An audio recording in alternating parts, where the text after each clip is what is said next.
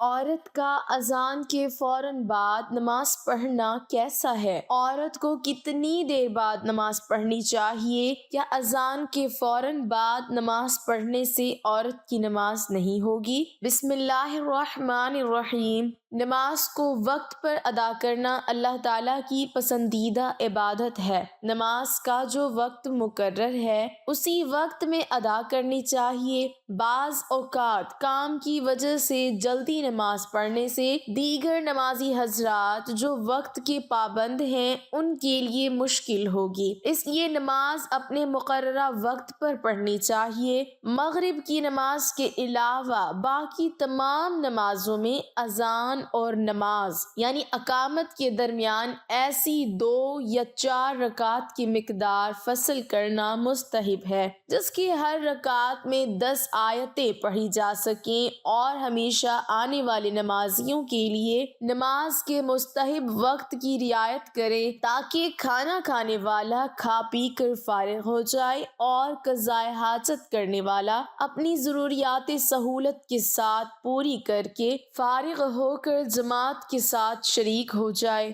عام طور پر مساجد میں نماز ظہر، عصر اور عشاء میں 15 سے 20 منٹ کا وقفہ ہوتا ہے۔ یہ مناسب وقفہ ہے۔ نیز نماز فجر میں اسفار کا حکم ہے، اس لیے فجر کا مستحب وقت یہ ہے کہ نماز فجر ایسے وقت میں ادا کی جائے کہ خوب روشنی پھیل جائے اور اتنا وقت باقی ہو کہ اگر کسی وجہ سے نماز فاسد ہو جائے تو وضو کر کے فجر کی نماز دوبارہ وقت کے اندر سنت کے مطابق ادا کی جا سکے۔ عبداللہ بن مسعود رضی اللہ تعالی عنہما سے مروی ہے کہ میں نے حضرت صلی اللہ علیہ وسلم سے سوال کیا، کون سا عمل اللہ تعالیٰ کو سب سے پیارا لگتا ہے؟ آپ صلی اللہ علیہ وسلم نے جواب دیا کہ نماز کو وقت پر ادا کرنا۔ 5 نمازوں کا وقت مقرر اور محدود ہے، جب وقت نکل جاتا ہے تو نماز فوت ہو جاتی ہے۔ چنانچہ اللہ تعالیٰ کو یہی بات پسند ہے کہ نماز کو اس کے محدود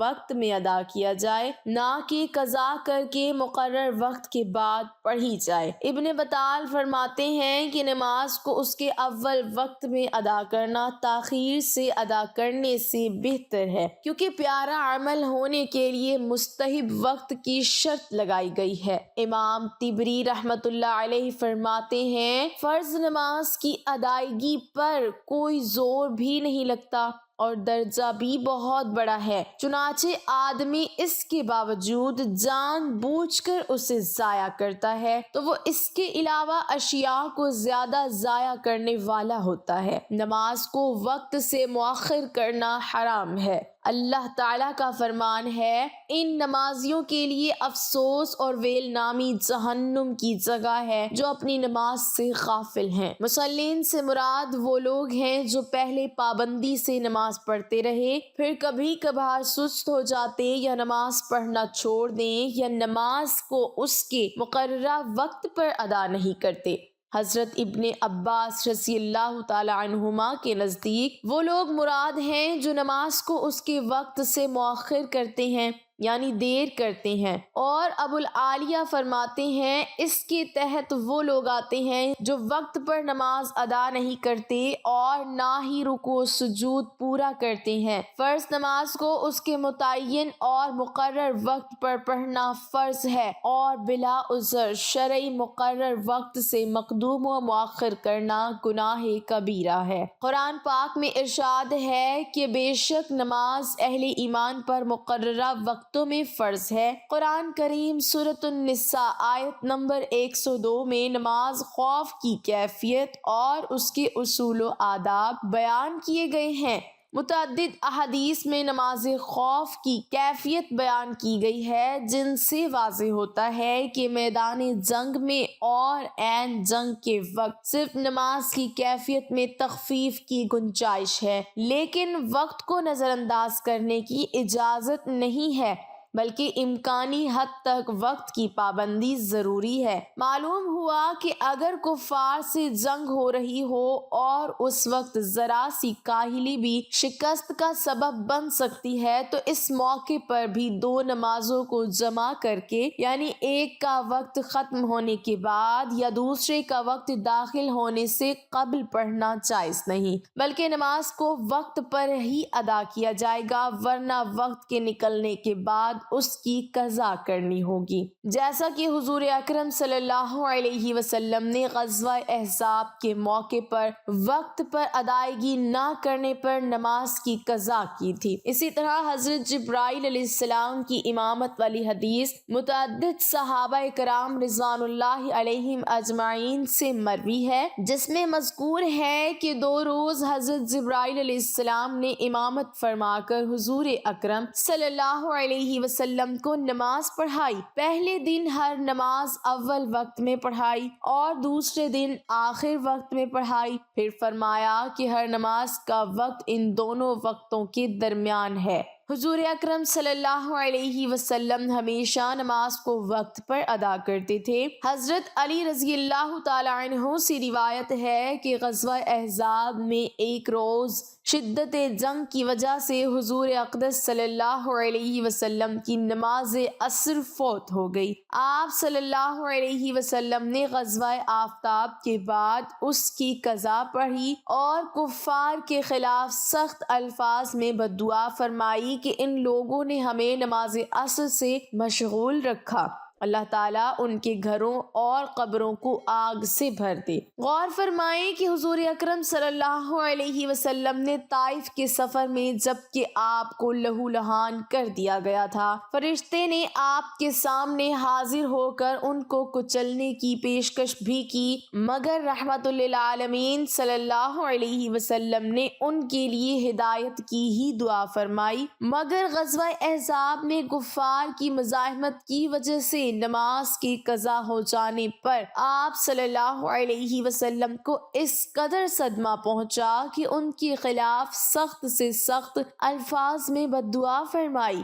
علماء امت کا اتفاق ہے کہ فرض نماز جان بوجھ کر چھوڑنا بہت بڑا گناہ ہے۔ شریعت اسلامیہ میں زنا کرنے، چوری کرنے اور شراب پینے سے بھی بڑا گناہ نماز کا ترک کرنا ہے، لہٰذا ہر مسلمان کو چاہیے کہ وہ ہر نماز وقت پر ادا کرنے کا اہتمام کرے، اور اگر کبھی کوئی نماز وقت پر ادا نہ کر سکے تو اسے پہلی فرصت میں پڑھنی چاہیے۔ ہماری اور ہمارے علماء کی یہ ذمہ داری ہے کہ ہم اس بات کی کوشش و فکر کریں کہ امت مسلمہ کا ہر فرد وقت پر نماز کی ادائیگی کرنے والا بن جائے اور ہماری نمازیں خشوع و خضوع کے ساتھ ادا ہوں، کیونکہ اسی میں ہماری اور تمام انسانوں کی اخروی کامیابی پوشیدہ ہے۔ حضرت انس رضی اللہ تعالی عنہ سے روایت ہے کہ حضور اکرم صلی اللہ علیہ وسلم نے ارشاد فرمایا، شخص نماز کو بھول جائے تو جب اس کو یاد آئے فوراً پڑھ لے، اس کا سوائے اس کے کوئی کفارہ نہیں۔ اللہ کا ارشاد ہے، نماز قائم کرو میری یاد کے واسطے۔ حضرت جابر رضی اللہ تعالی عنہ فرماتے ہیں کہ حضرت عمر رضی اللہ تعالی عنہ غزوہ خندق کے دن آئے اور کفار قریش کو برا بھلا کہنے لگے اور عرض کیا، یا رسول اللہ صلی اللہ علیہ وسلم، میں اب تک عصر نہ پڑھ سکا حتیٰ کہ سورج غروب ہونے کو ہے۔ آپ صلی اللہ علیہ وسلم نے فرمایا کہ میں نے بھی عصر نہیں پڑھی۔ اللہ کے رسول صلی اللہ علیہ وسلم نے وضو فرمایا، ہم نے بھی وضو کیا اور پھر غروب آفتاب کے بعد آپ صلی اللہ علیہ وسلم نے پہلے عصر پڑھی، پھر اس کے بعد مغرب ادا فرمائی۔ حضور صلی اللہ علیہ وسلم نے فرمایا کہ جو شخص نماز کو چھوڑ دے یہاں تک کہ اس کا وقت نکل جائے پھر اسے قضا کر لے، گو کہ وہ بعد میں بھی پڑھ لے، پھر بھی اپنے وقت پر نہ پڑھنے کی وجہ سے وہ ایک حقب جہنم میں جلے گا۔ اور حکم کی مقدار 80 برس کی ہوتی ہے اور 1 برس 360 دن کا، اور قیامت کا ایک دن 1000 برس کے برابر ہوگا۔ اس حساب سے ایک حکم کی مقدار 2,88,00,000 برس ہوئی۔ نماز نہ پڑھنے کی 5 سزائیں ہیں۔ حضرت سیدنا ابن عباس رضی اللہ تعالی عنہ فرماتے ہیں، نمبر 1، جہنم میں خوفناک وادی ہے ویل نامی، جس سے جہنم خود بھی پناہ مانگتا ہے۔ یہ اس شخص کا ٹھکانہ ہوگی جو نماز کو وقت گزار کر پڑھتا ہے۔ نمبر 2، اللہ کریم اس کی عمر سے برکت ختم کر دے گا، اس کے چہرے سے نیک لوگوں کی علامت مٹا دے گا۔ نمبر 3، ذلیل ہو کر مرے گا۔ نمبر 4، بھوکا مرے گا۔ نمبر 5، مرتے وقت اسے اتنی پیاس لگے گی کہ اگر سارے دریاؤں کا پانی بھی پلا دیا جائے تو اس کی پیاس نہ بجھے گی۔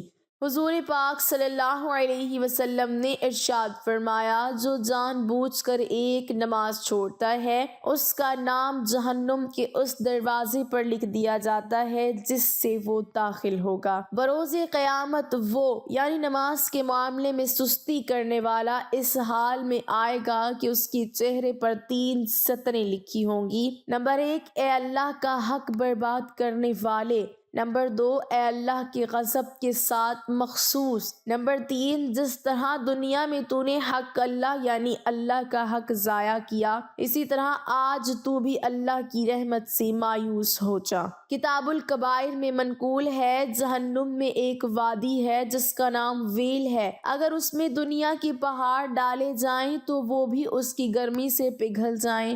یہ ان لوگوں کا ٹھکانہ ہے جو نماز میں سستی کرتے ہیں اور وقت کے بعد قضا کر کے پڑھتے ہیں، مگر یہ کہ وہ اپنی کوتاہی یعنی خطا پر نادم ہوں اور بارگاہ خداوندی میں توبہ کریں۔ اللہ پاک نے حضرت سیدنا داؤد علیہ السلام کی طرف وحی فرمائی، اے داؤد، بنی اسرائیل سے کہو، جس نے ایک بھی نماز چھوڑی وہ مجھ سے قیامت کے دن اس حال میں ملے گا کہ میں اس پر غضب فرماؤں گا۔ ناظرین، اب بات کرتے ہیں کہ اذان کے فوراً بعد نماز پڑھنا کیسا ہے۔ نماز کا وقت داخل ہوتے ہی نماز پڑھنا جائز ہو جاتا ہے۔ اذان تو نماز کا وقت داخل ہونے کے اعلان کے لیے اور باجماعت نماز کی طرف دعوت دینے کے لیے ہوتی ہے، اس لیے خواتین اپنے گھروں پر نماز کا وقت داخل ہوتے ہی نماز پڑھ سکتی ہیں، چاہے اذان نہ ہوئی ہو، لیکن مردوں کو تو جماعت کے ساتھ نماز پڑھنا سنت موقدہ اور واجب کے درجے میں ہے۔